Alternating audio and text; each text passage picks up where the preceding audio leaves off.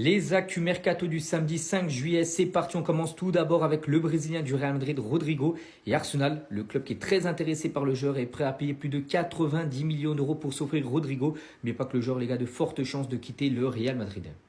On va parler cette fois-ci de l'attaquant serbe de la Juventus Turin, Vlahovic, qui avait été acheté plus de 60 millions d'euros il y a quelques années en provenance de la Fiorentina. Il pourrait partir en plus gratuitement.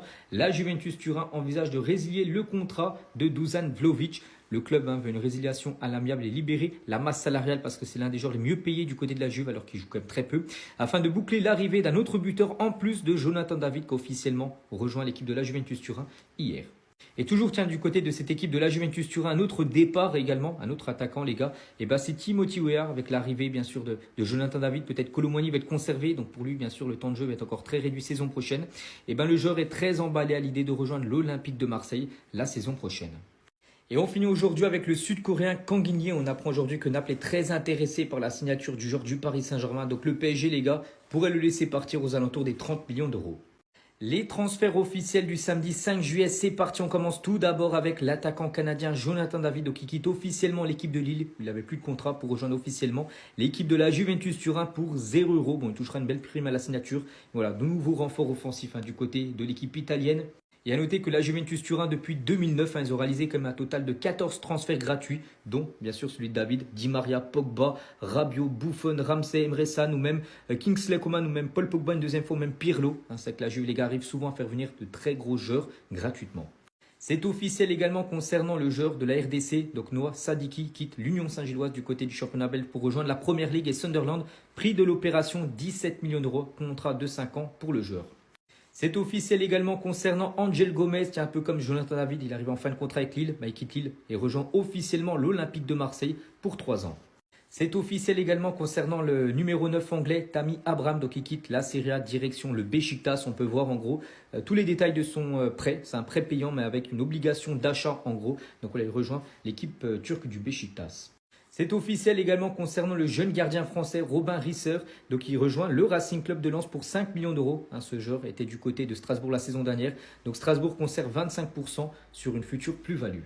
Et on finit aujourd'hui avec le jeune espagnol Rodrigo Riquelme. Il quitte l'Atlético Madrid et s'engage du côté du Betis Séville jusqu'en 2030. Prix du transfert 7 millions d'euros. Les actus mercato du samedi 5 juillet, c'est parti. On commence tout d'abord avec le défenseur droit anglais de Manchester City, Kyle Walker. Et les gars, ça y est, il va quitter Manchester City et débarquer du côté de Burnley. N'oubliez pas qu'il a été prêté les 6 derniers mois à l'AC Milan. Il a une option d'achat de 5 millions d'euros que l'AC Milan n'a pas levé. Du coup, il est revenu à City, il n'est même pas été dans le groupe pour la Coupe du Monde des clubs. Et il devrait quitter bien sûr City pour la Burnley, une équipe qui monte en Première Ligue saison prochaine. Prix du transfert, 6 millions d'euros. On va prendre cette fois-ci la direction de Manchester United et c'est simple, 5 joueurs de Manchester United ont averti le club de leur intention de partir cet été. Tout d'abord, Marcus Rashford souhaite quitter Manchester, donc lui il aimerait rejoindre le FC Barcelone. Anthony aussi ne souhaite pas rester du côté de Manchester. N'oubliez pas que Manchester l'a acheté 95 millions d'euros. Il a été prêté là les 6 derniers mois au Betis. On verra si le Betis va réussir à le conserver. Garnacho aussi souhaite partir. Donc il y a Chelsea qui est très intéressé. Chelsea sont un peu sur tout le monde. Sancho, les gars, aussi devrait quitter l'équipe de Manchester. On parle beaucoup de lui du côté de la Juventus Turin. Et aussi Tyrell Malacia. Donc joueur néerlandais. Donc voilà, ces 5 joueurs devraient quitter les Red Devils. Les actus mercato du samedi 5 juillet, c'est parti. On commence tout d'abord avec l'Espagnol Nico Williams, qui a officiellement prolongé son contrat jusqu'en 2035 du côté de Bilbao. Et du côté de Barcelone, les gars, ça passe. Mais alors, pas du tout. Le Barça ne reviendra plus jamais pour Nico Williams. Le club catalan a définitivement tourné la page. La porte est fermée pour toujours. Le train ne reviendra pas concernant Nico Williams. On va prendre cette fois-ci des nouvelles, les gars, de l'attaquant anglais du Borussia Dortmund, Jimmy Bino Gittens. Les gars, et ce joueur devrait rejoindre Chelsea contre 60 millions d'euros. Bonus inclus, le club anglais Dortmund a trouvé un accord. Donc encore un nouveau joueur offensif qui devrait débarquer à Chelsea. Mais pas que Chelsea vient de signer João Pedro là, il y a quelques jours. Il y a Estevao, puisqu'il a été très bon la nuit dernière lors de la Coupe du Monde des clubs contre Chelsea, qui va rejoindre également les Blues. Donc un nouveau joueur devrait également débarquer en Angleterre. Et on finit aujourd'hui avec Jadon Sancho. Donc lui aussi pourrait quitter de club. Actuellement, il a Manchester United. Il pourrait filer du côté de la Juventus Turin parce qu'accord trouvé entre la Juve et Manchester United pour Sancho contre 25 millions d'euros. Bon, maintenant, il faut trouver un accord sur le contrat avec le joueur parce que le problème actuellement, c'est le salaire de Sancho. Il touche quand même 15 millions d'euros brut par an du côté de Manchester et ça sera compliqué pour la Juve d'assumer ce salaire-là. Les actus mercato du samedi 5 juillet, c'est parti. On commence tout d'abord avec l'anglais Marcus Rashford.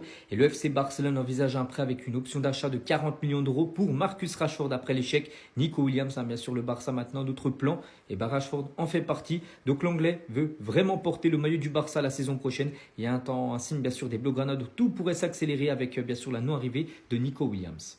Et toujours du côté du FC Barcelone, notre alternative à Rashford, les gars, c'est bien sûr le Colombien Luis Diaz. Donc Liverpool, les gars, impacte avec le joueur. Donc Luis Diaz lui permettant de quitter le club si une offre de 80 millions d'euros arrive sur la table. Donc voilà, le Barça est averti. Il faudra débourser 80 millions d'euros à l'équipe de Liverpool pour s'offrir Luis Diaz. Et on finit aujourd'hui avec le Brésilien Gabriel Martinelli. Le joueur pourrait quitter Arsenal et rejoindre le club saoudien d'Al Nasser où joue Cristiano Ronaldo. Donc Al Nasser est prêt à offrir 85 millions d'euros à Arsenal pour Gabriel Martinelli. Les Gunners pourraient se laisser convaincre afin de réinvestir sur notre renfort offensif. On parle beaucoup bien sûr d'investir peut-être ces 85 millions d'euros sur Rodrigo, joueur du Real Madrid. Le coach du FC Barcelone, Hansi Flick, est très déçu par rapport à la non-arrivée de Nico Williams. Donc Flick est très déçu que le Barça n'ait pas réussi à signer Nico Williams. Il estime que Nico aurait été un recrutement très important. Les proches de Flick pensent que l'agent du joueur est le principal responsable du fait que Nico Williams n'ait pas signé pour le FC Barcelone. Et du côté des supporters du FC Barcelone, ça passe pas du tout.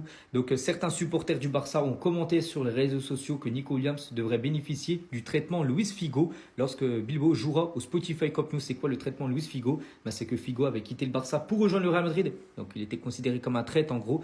Et il devra avoir le même traitement quand Bilbao viendra jouer du côté du FC Barcelone au Camp Nou. Et à noter que Lamine Yamal lui aussi très déçu les gars. Lamine Yamal n'avait aucune idée de la décision de Nico jusqu'à l'annonce de Bilbao. Nico, les gars qui sont très amis les deux. Donc Nico n'a pas dit à Lamine Yamal du coup je prolonge.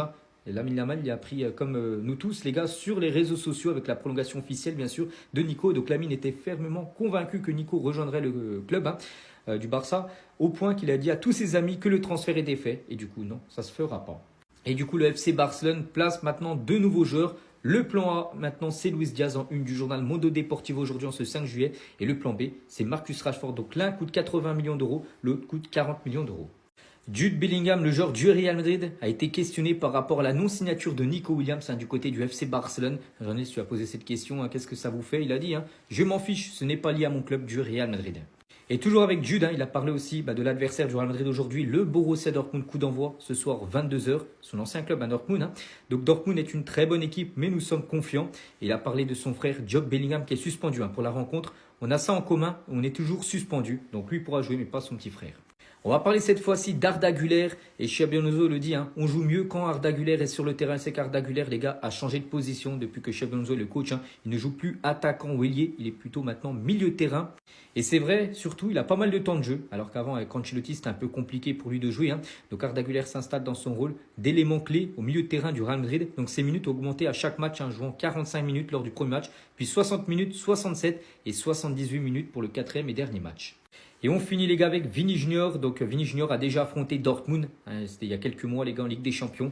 Il avait sorti cette masterclass là avec un triplé. Il y avait une victoire 5-2. Le Real perdait 2-0. Ils avaient gagné 5-2. Triplé de Vini. Donc 7 tirs, 5 dribbles réussis, 2 passes clés, 6 duels gagnés. Il a réalisé un match exceptionnel. Vini Junior qui retrouve du coup Dortmund ce soir pour ce quart de finale de Coupe du Monde des clubs.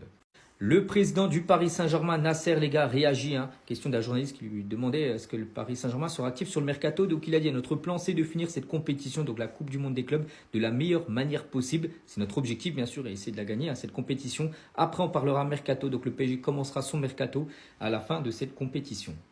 Tout à l'heure à 18h, le Paris Saint-Germain affronte le Bayern Munich et voici les compos probables. Nos côtés PSG, c'est du classique Donnarumma, Mendes, Pacho, Marquinhos, Hakimi, la défense et le gardien type. Donc Ruiz, Vitinha, Neves, milieu de terrain type et devant Gvara, Dembélé devrait commencer titulaire, première titularisation normalement pour Dembélé sur cette Coupe du Monde des clubs et Barcola devrait être préféré à Désiré Doué côté Bayern, bien sûr grosse équipe avec du Harry Kane, du Musiala, du Kimmich, du Olysée et Kingsley Coman. Moi je trouve vraiment que la défense les gars est très lourde. Jonathan Tah ou Upamecano, le Paris Saint-Germain peut faire beaucoup de dégâts dans cette défense très lourde.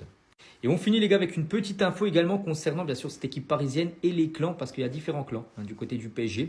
Le vestiaire du PSG Donc, s'organisent en 4 cercles d'affinité. Tout d'abord, les Portugais, donc Vitinha, Neves, Nuno Mendes, Ramos et Beraldo et Marquinhos, car lusophone, ils parlent bien sûr portugais.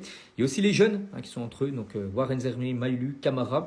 Il y a les hispanophones, Fabien Ruiz, Tenas, Hernandez, plus Donnarumma, et les francophones comme Kimpembe, Dembélé, Doué, Barcola et Hakimi, bien sûr qui parlent français.